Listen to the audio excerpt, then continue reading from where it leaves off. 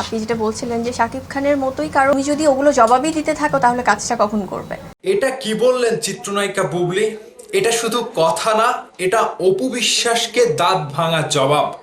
অপু বিশ্বাসের ভক্তরা বুবলিকে নিয়ে সারাদিন এটা ওটা বলে বেড়ায়, গুঞ্জন রটায়। ঠিক সেই জায়গা থেকে অপু বিশ্বাস যেটা বলছে যে আমি শাকিব খানের ধ্যান ধারণা নিয়ে, শাকিব খানের আদর্শ নিয়ে চলি।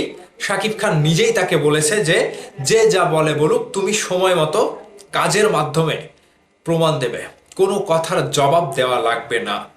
এই কথাটা শুধু বুবলি নিজে ইচ্ছা করে বলেনি, এই কথাটা অপু বিশ্বাসকে একটা শিক্ষা দেওয়ার মতো ব্যাপার কিন্তু বুবলি নিজে প্রকাশ করেছে। অপু বিশ্বাসের মুখে বর্তমান সময়ে শাকিব খানকে নিয়ে কিন্তু কোনো কথা শোনা যায় না। ঠিক সেই জায়গা থেকে বুবলি কেন জানি নিজের অধিকার নিয়ে স্বামীর কথা বললেন যে আমাকে যিনি ইন্ডাস্ট্রিতে এনেছে তার হাত দিয়েই আমি ইন্ডাস্ট্রিতে এসেছি, সে আমার অভিভাবক, সে আমার স্বামী। ঠিক স্বামীর ভাগটা যেন অপু বিশ্বাসকে দিতে নারাজ বুবলি। মিডিয়া তো প্রচার করছে, বিভিন্ন পত্র পত্রিকা থেকে টিভি মিডিয়া, প্রিন্ট মিডিয়া, বড় বড় ফার্স্ট মিডিয়া যেগুলো আছে সেগুলো কিন্তু প্রচার করছে বুবলির এই বক্তব্য।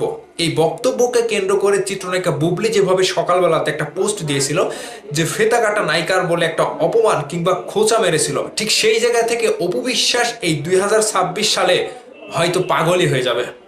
বুবলির জায়গাটা শাকিব খানের কাছে কতটুকু রয়েছে এবং তিনি যে সংসার নিয়ে এখন একটা নিজের অধিকার দেখে কথা বলছে, সেটা কিন্তু বুবলি প্রমাণ দিচ্ছে যে অবশ্যই শাকিব খান তাকে যে কথাগুলো বলে সেই কথাগুলো তিনি মেনে চলে।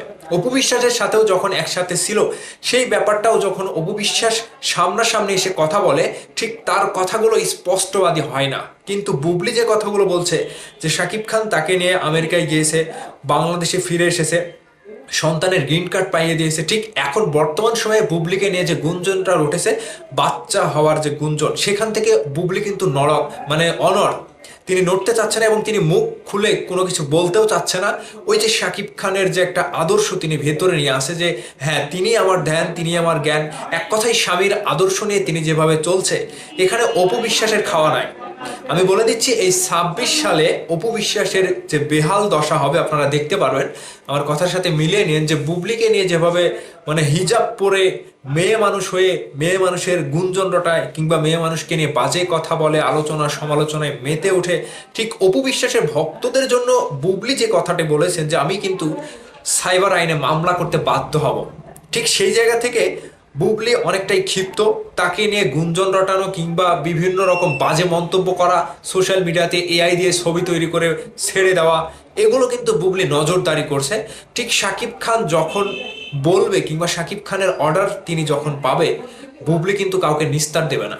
এক কথায় তিনি একটা উচিত শিক্ষা দিয়ে দেবে। আর এই যে বক্তব্যটা যে তিনি তার সংসারের মানুষ, পারিবারিক বন্ধন এখনো রয়েছে শাকিব খানের সাথে, শাকিব খানের পরিবারের যারা সদস্য রয়েছে তারা সন্তান খুবই ভালোবাসে, এটা খুবই পার্সোনালি একটা ব্যাপার, তিনি এখনই মুখ খুলতে চাচ্ছে না।